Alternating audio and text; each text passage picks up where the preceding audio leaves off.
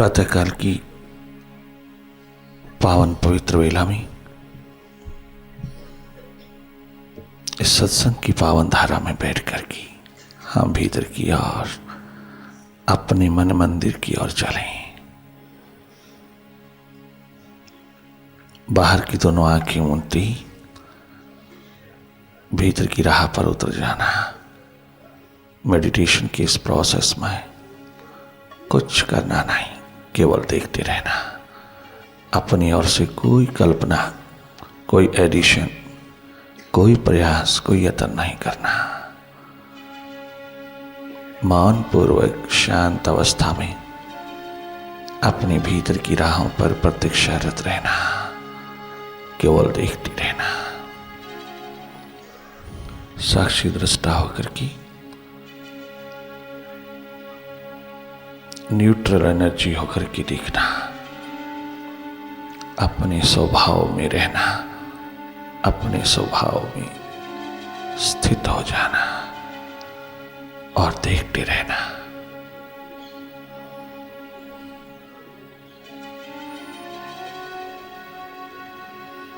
देखना हम सबका स्वभाव है, केवल देखना। दिल के आईने में है तस्वीरें यार, जब जरा गर्दन झुकाई देख ली, जब जरा सुरती जगाई देख ली।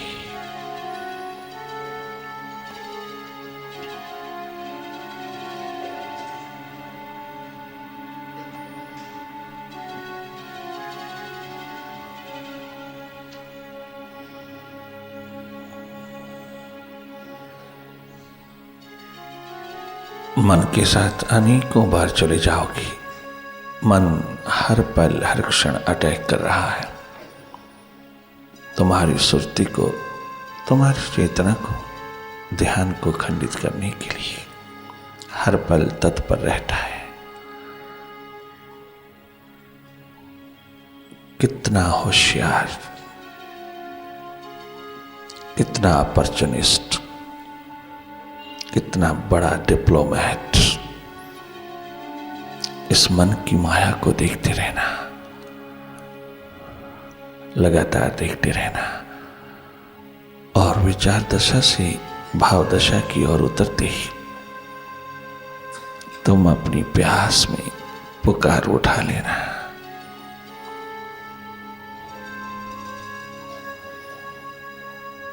जब तक एक विचार भी बचा है तब तक तुम साक्षी दृष्टा होकर के देखते रहना, तुम देखने वाले हुए रहना।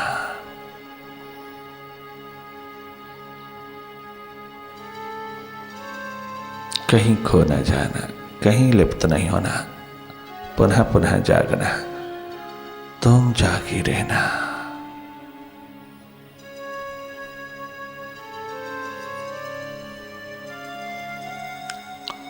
बहुत सहज अवस्था में दिखना, कहीं दबाव ना पड़े, कोई प्रेशर ना पड़े।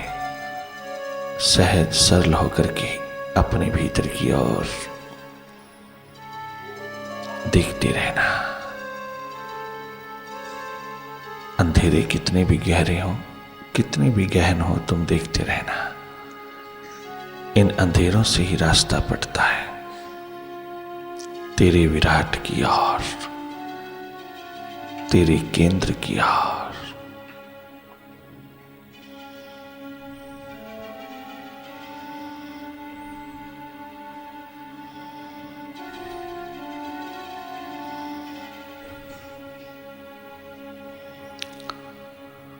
मौन पूर्वक जागे जागे देखते रहना। मेडिटेशन के प्रोसेस में कोई किसी प्रकार के शब्द का, नाम शब्द का, गुरु मंत्र का, किसी भी मंत्र का उच्चारण नहीं करना। मेडिटेशन के प्रोसेस में तुम शांत, मौन, सहज होकर के देखते रहना भीतर की गतिविधि को। तुम्हारा जाप अजप्पा बनता चले, तुम्हारा सुमिरन साधना स्वरूप होता चले, तुम्हारा बोलना मौन होता चले।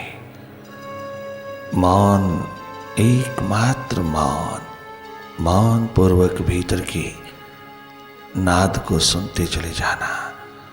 जब जब गूंजे, जब जब उतरे, किसी का अरूप स्वरूप उतरे, तुम देखते रहना। भीतर के शाश्वत संगीत को, अनहद नाद को सुनना। तो मौन हो जाना तो वो भीतर उतरता चला जाएगा। मन का मौन एकमात्र घटित होता है उस समय जब तुम मन से हटते हो, तुम मन के प्रति जागते चले जाते हो, तुम साक्षी दृष्टा होकर की भीतर के प्रति देखते चले जाना। तेरे सामने जो जो भी उतर रहा है उसको देखते रहना। जो जो घटित हो रहा है भीतर की टैली पर तुम देखते रहना।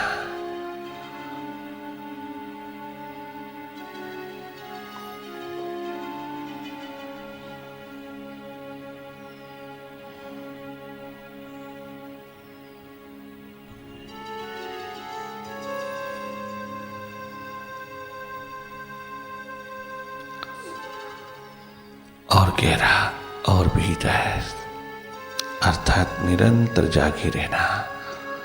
अंधेरे अपने आप पतले होते चले जाते हैं। सब टेंशन, स्ट्रेस विदा होते चले जाते हैं। अननेसेसरी थॉट्स डिसॉल्व होते चले जाते हैं। जो जो तो भीतर की ओर मुड़ता है, जो जो तो अपना स्वभाव, अपना जागा, अपनी अवेयरनेस संभालता है, तेरे भीतर का तल स्वस्थ होता जाता है। हाई ब्लड प्रेशर, हाइपरटेंशन अपने आप कटती चली जाती है। कोई किसी प्रकार का भी मनोरोग तुझे छू नहीं पाएगा। और तेरी उठती हुई प्यास प्रभु प्राप्ति की, सेल्फ रियलाइजेशन की, निरंतर आकाश को छूती चली जाएगी।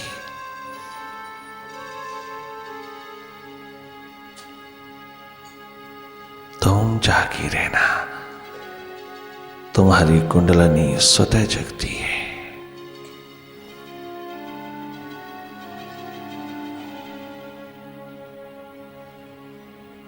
हर विचार को देखते रहना, मन की एक्टिविटी को देखते रहना, मन की गति को देखते रहना।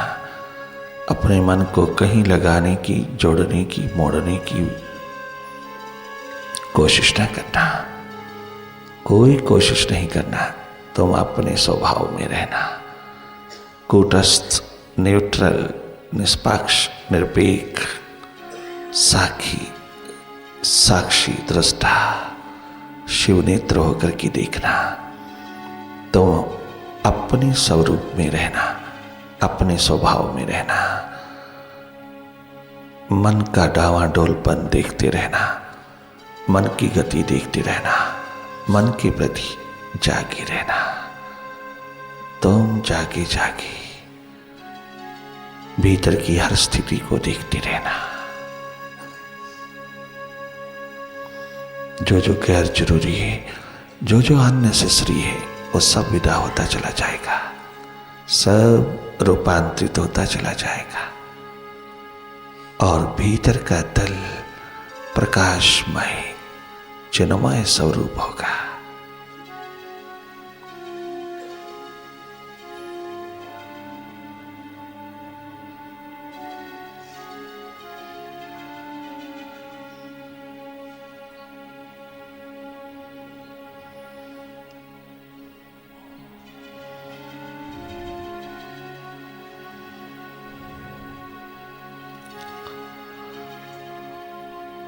ओ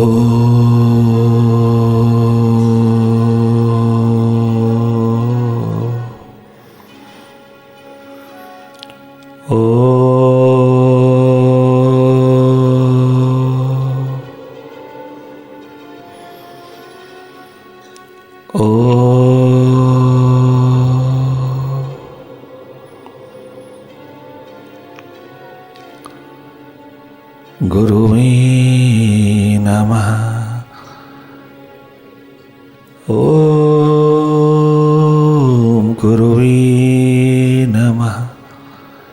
ओम गुरुवे नमः। मैं प्यासा तेरे दर्शन का, मैं प्यासा तेरे दर्शन का, मैं प्यासा तेरे दर्शन का, मैं प्यासा तेरे दर्शन का। छोड़े आया मैं, छोड़े आया मैं, छोड़े आया मैं दर इस मन का। छोड़े आया मैं, छोड़े आया मैं, छोड़े आया मैं दर इस जग का। मैं प्यासा तेरे दर्शन का, मैं प्यासा तेरे दर्शन का, मैं प्यासा तेरे दर्शन का।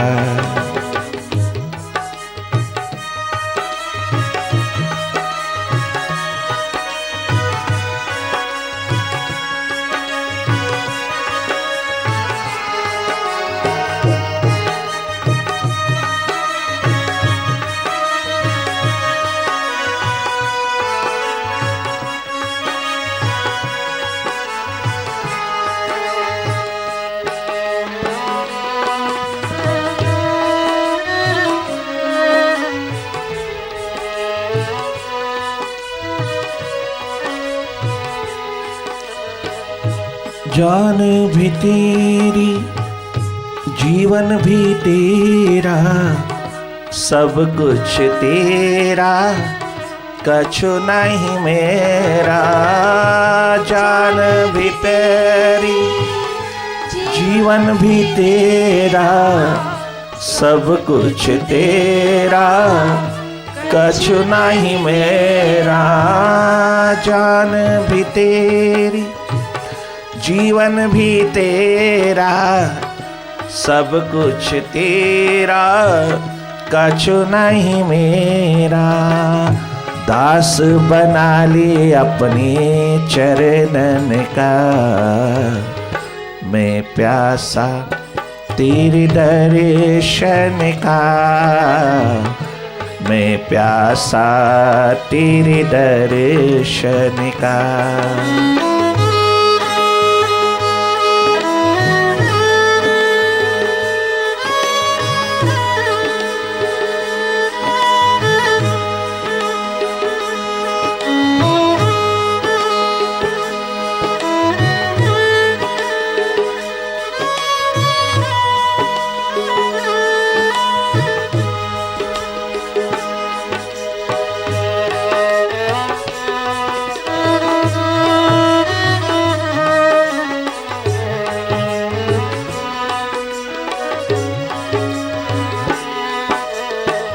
तूने तो लाखों पापी तारे, मैं जानू गर मुझको भी तारे।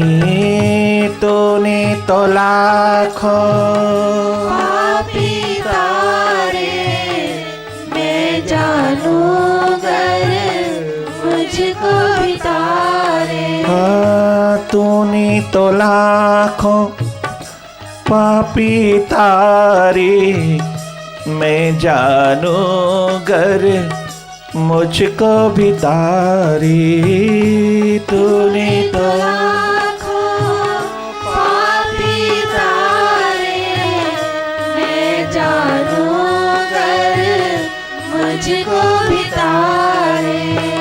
लिया है सहारा तेरे चरणन का, मैं प्यासा तेरे दर्शन का, मैं प्यासा तेरे दर्शन का, मैं प्यासा तेरे दर्शन का, मैं प्यासा तेरे दर्शन का।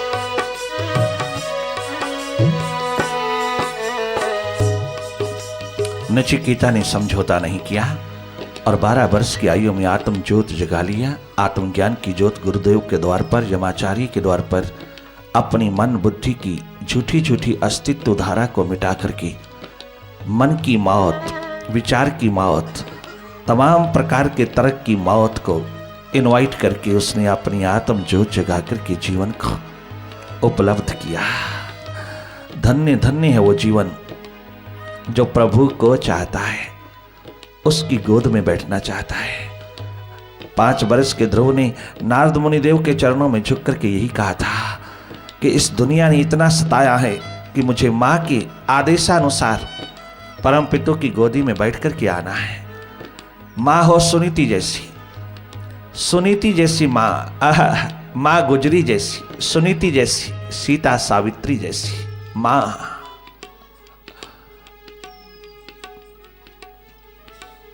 माँ हो तो सुनीति जैसी, माँ हो तो भुवनेश्वरी जैसी, जो नरेंद्र को 18 वर्ष के बालक को हाथ से पकड़ करके गुरु के हवाले कर रही है, रामकृष्ण परमहंस के चरणों में भेंट कर रही है।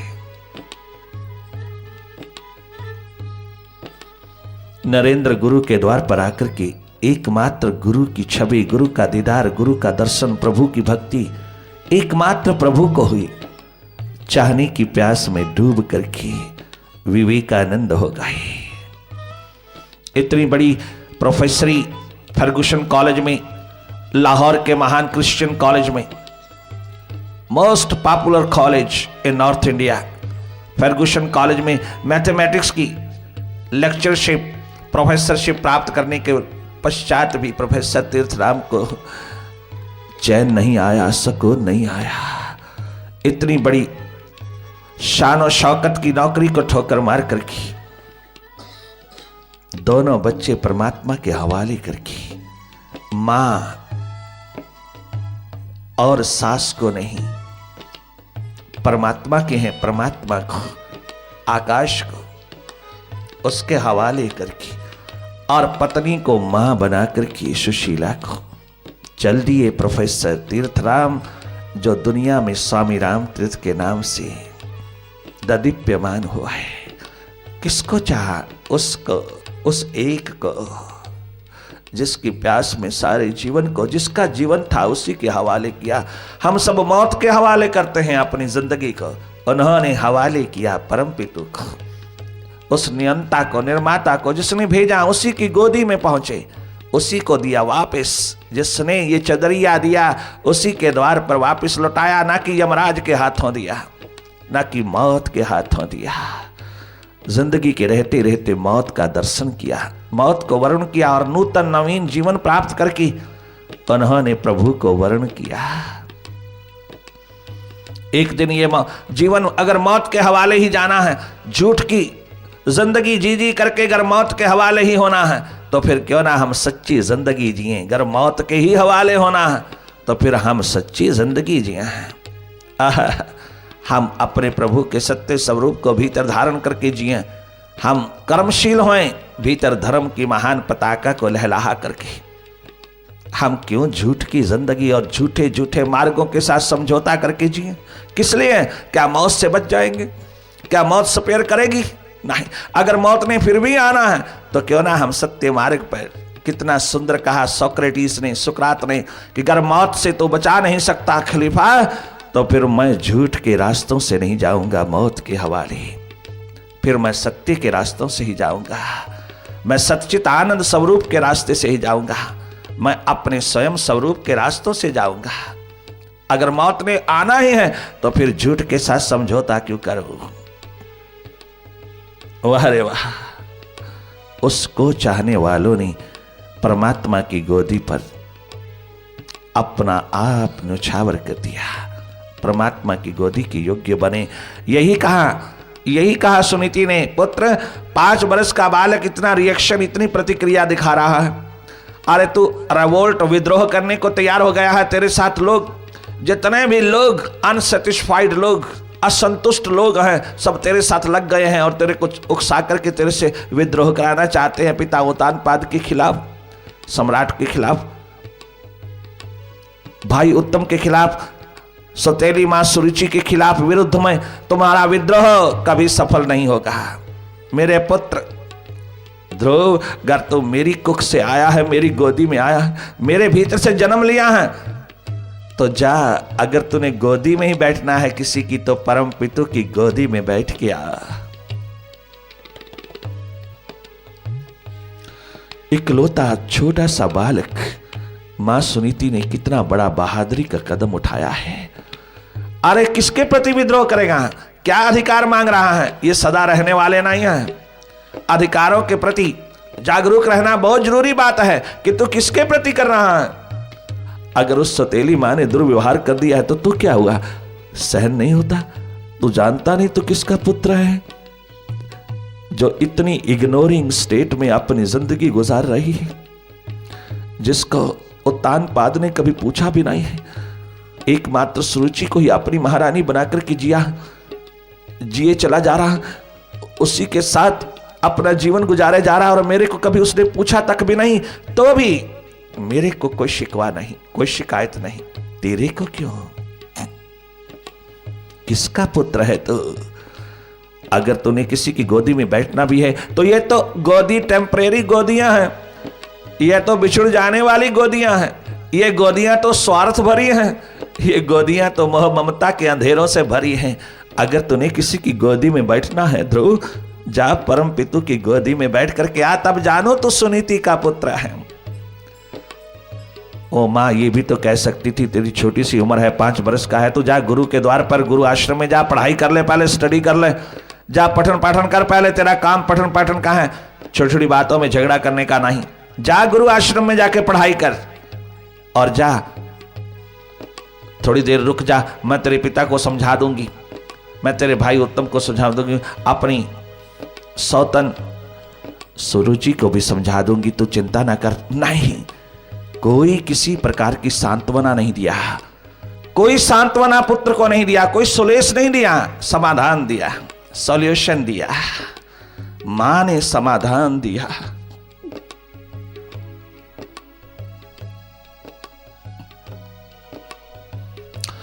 पांच वर्ष के बालक को दलहीस पर खड़े होकर के विदा करती है और नारद मुनिदेव के चरणों में, गुरुदेव के चरणों में सर झुका करके सदा के लिए वो प्रभु प्राप्ति की साधना में, मेडिटेशन में उतर गए। 6 महीना के अंतर्गत नारायण भगवान ने अपनी गोदी में ले लिया और सदा के लिए अमर कर दिया। कहानी बहुत लंबी है, हमारा कहने का तात्पर्य इतना ही है कि उसको चाहने वाले सदा आबाद रहते हैं और उससे चाहने वाले पद पदार्थ प्राणी पैसा प्रतिष्ठा भिखारी बने रहते हैं और भिखारी ही बनकर के मर जाते हैं। भिखारी, दरिद्रता, गरीबी, भिखारीपन लेकर के मरता है, चाहे कितने बड़े शिखरों के मालिक हो। उन सब ने प्रभु के द्वार पर यही कहा। देखना भाई मंच को गुरु अर्जन देव के द्वार पर पहुंचा है लैंडलॉर्ड, जमींदार, सब कुछ उसके नाम पर कुर्बान करके पहुंचा है और अपने गुरुदेव के द्वार पर दंडवत प्रणाम करके कहता है। उधर देखना गुरु नानक देव जी को, प्रथम गुरु को, 10वें गुरु में सब कुछ कहां है, कहां है, क्या फिक्र है किसकी, चारों ओर क्या कर्तव्य निभाया है उसमें। एक उस परमात्मा के प्रति परम कर्तव्य निभाया है। आप कहोगे कि जो अमीरों के बच्चे हैं सब अमीर ही अमीरों की बात कर रहे हो, नहीं। यहां कबीर रैदास, गोरा बादल पीपा सागर धन्ना, नाम दो नामा, कितनी ही झोपड़ियों में रहने वाले लोग जिनको एक पल में महल मिल सकते थे, हीरे जवाहरातों की खदानें प्राप्त हो सकती थी। खुद साक्षात लक्ष्मी कबीर साहब के द्वार पर उतरी है प्रतिभा लेकर के, दुनिया भर के वैभव लेकर के उतरी है, चारों ओर चमकती दमकती अपने चकाचौंध लेकर के उतरी है, परंतु नकार दिया कबीर ने, समझौता नहीं किया, नारायण भगवान की लाज रख लिया। आप कहते हो अमीर बच्चे, नहीं, गरीब बच्चे हो, अमीर बच्चे हो, गरीब व्यक्ति हो, अमीर हो, नर नारी, उससे कोई लेना देना नहीं। प्यास सब जगह बरसती है, महलों में भी उतरती है, माड़ियों में भी उतरती है, वो कोठी बंगलों में भी उतरती है, कंगाली में भी उतरती है, वो झोंपड़ियों में भी निवास करती है और महलों में भी निवास करती है।